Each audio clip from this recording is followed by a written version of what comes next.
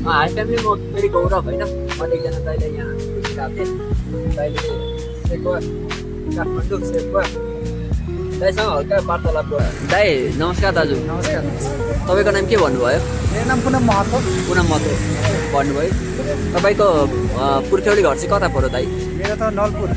नवलपुर अनि तपाईँ यता बसेको कति भयो अब यता बसेको मेरो भयो नि 3-4 महिना भर्खर आएको नेपाल यता काठमाडौँ हजुर अनि पछाडि तपाईँहरू कतिजना हुन्छ फ्यामिलीमा हामी 4 जना चारजना हुनुहुन्छ है यो भनेपछि तपाईँले यो स्टल खोलेको चाहिँ भर्खरै भयो हजुर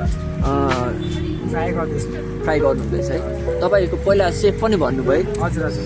कहाँ काम गर्नुभएको छ होटलमा काम गर्थेँ थाइल्यान्डमा अनि अहिले चाहिँ घर आएको अच्छा ट्राई गरौँ भनेको ए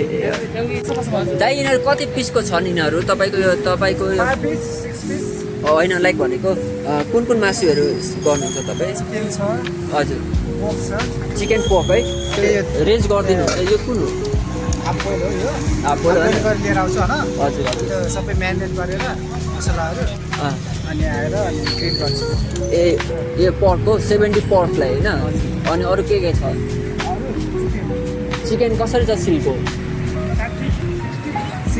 60 है अच्छा बाबा र हजुर भाइ चाहिँ बाहिर बस्नुहुन्छ हजुर एयरपोर्टमै हजुर बाबा चाहिँ सेक्रेटरी हुनुहुन्छ कुवेतमा बाबु चाहिँ साउदीमा होटल ए काम गर्नुहुन्छ र पार्ट टाइमको लागि मैले पार्ट टाइमको लागि एक्सपेरिमेन्ट गरेर हो हजुर हजुर नेपाल छोडेर चाहिँ नजाने किन निर्णय गर्नुभयो मलाई त अब बाहिर जानुभन्दा त यही राम्रो लाग्छ ए यही राम्रो हो है ठिकै छ राम्रै कमाइ छ है ठिकै छ तर भन्नुहुँदैछ नि त नेपालमै अब एक्सपेरिमेन्ट गरिराख्छु भनिराख्नु भएको छ नेपालमै तपाईँको चाहिँ के भनेको चाहिँ टार्गेट चाहिँ के आफ्नो रेस्टुरेन्ट खोल्ने हजुर हजुर अहिले यो पार्ट टाइम मात्र गरेर हो म हेरिरहेको छु एक्सपेरिमेन्ट गरिरहेको छु हजुर हजुर के कस्तो हुँदो रहेछ यसो यति सेटिस्फाई हुने रहेछ कि आनन्द लाग्यो अर्का गर्दा आफ्नो है सानो ठुलो जे भयो भने है धेरै नै सेटिस्फाई वाक किच पनि भएन बरु 2 रुपियाँ किन नहोस् हजुर। आफ्नो काम भनेको आफ्नै हुँदो रहेछ मलाई फ्री उयो सेवा गरिदिनु भयो दाइ किन दाजु ट्राई गरौँ न हजुर कस्तो हुन्छ ए यसमा यो मेलाई बनाइदिनु भएको हजुर भाइको लागि बनाएको यो चाहिँ के तपाईँले आफ्नै हो कि बनाउनु आफ्नै हो आफ्नै म बनाएको दाइले मलाई एकछिन मैले आफै सिलौटोमा पुरा पिनेर बनाएको ए सिलौटामा पिट्ने बनाएको हजुर हजुर त्यसरी बनायो भने मिठो हुन्छ नि त अहिले त पुरानो चलनहरू सबै सकिहाल्यो दाइ चाहिँ मलाई क्या दाइले मलाई चाहिँ त्यो भर्खर राम्रो छ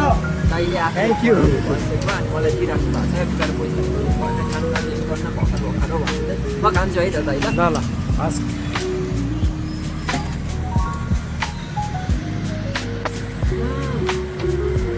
दाइ एकदम थ्याङ्क यू एकदमै अचार पनि राम्रो रहेछ त्यसमा मजाले त्यसमा टिमुर धनियाँ पुरा सिलौटोमा पिनेर केही नभए सबै सिलौटोमा पिनेर बनाएको अनि भयो दाइले मलाई प्रिफर भन्दा पनि खुवाउनु पनि भयो अनि उहाँ चाहिँ एक्सपेरिमेन्ट गरिराख्नु भएको छ अनि प्लस मैले आज म प्रायः जस्तो कुनै सोच्थेँ क्या दाइ म यस्तो त्यत्तिकैमा यो दाइसँग पुग्न पुग्यो अनि मैले एउटा कुरा एकदमै फिल गरेँ क्या के रहेछ भन्दाखेरि चाहिँ दाइसँग म कुराकानी गरिरहेको थिएँ अनि कुराकानी गरिराख्दाखेरि चाहिँ दाइले बिचारा आफूले हालेर एउटा हुन्छ नि मासु ल्याउनु भएको थियो पकाइराख्नु भएको सेवा बनाएर खाइराख्नु भएको हुन्छ होइन उहाँले मलाई अफर गरिदिनु भयो क्या फ्रीमा खाइदिउँ न 1% अनि मान्छे कसैको मनको धनी हुँदो रहेछ भन्ने मलाई एकदम दाइ तब यही बस्नु होला 3-4 महिना मेरो साथीभाइहरू अब काठमाडौँमा हुनुहुन्छ सस्तो दाममा राम्रो खालको मजाको खाने अब राम्रो खालको दाम खाने आएर पठाइदिन्छु म लोकेसन हालिदिन्छु म ठाउँको नाम हालिदिन्छु तपाईँहरू उहाँ गएर चाहिँ हामीलाई तपाईँले हेर्न सक्नुहुन्छ यो मलको नाम के पो हो यो लगनखेल सन्जय के अरे सन्जयकोष भवन ठ्याक्कै पाटन हस्पिटलको पाटन हस्पिटलको अपोजिट यहाँ ठुलो मल छ क्या तपाईँहरूले थाहा पाइहाल्नुहुन्छ पाटन हस्पिटल भयो उयो त्योदेखि अलिकति अगाडि आए पछाडि तपाईँको अलिकति अगाडि आएपछि यो तपाईँहरूले यो देख्नुहुन्छ क्या यो बिल्डिङ देख्नुहुन्छ है अनि यो बिल्डिङमा चाहिँ प्रायः चाहिँ यहाँ साझा बस नै लागेको हुन्छ लगन खेल चाहिँ अलिकति अगाडि छ क्या बस पार्क होइन अनि त्यसको बिचमा चाहिँ उयसमा चाहिँ यो दाइको स्टल गरेर बसिराख्नु भएको रहेछ म तपाईँको नम्बरहरू पनि म उहाँको नम्बरहरू पनि प्रोभाइड गरिदिन्छु अनि आएको बेलामा गर्नु राम्रो बनाउनु हुँदो रहेछ